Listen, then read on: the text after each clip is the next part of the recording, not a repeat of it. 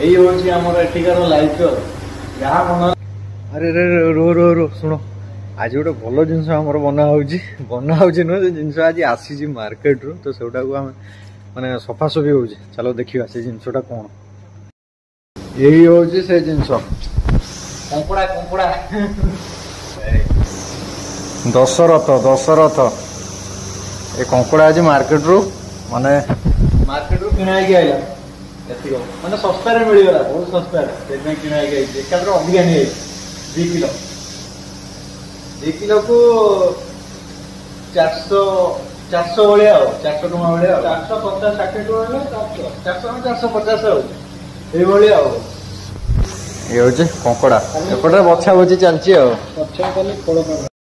ଆମ ମାଣ୍ଡୁଆ କଙ୍କଡ଼ା ଏତେ ଇଏ କଙ୍କଡ଼ା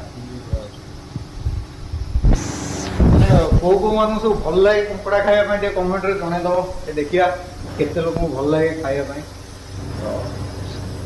ଏଇ ହଉଛି ଆମର ଏଠିକାର ଲାଇଫ, ଯାହା ମନ ହେଲା ଆଣ ଖାଅ।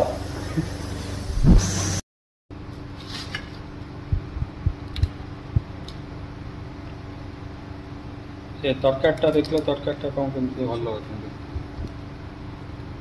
ଦେଖୁଛି ଭଲ ଅଛି।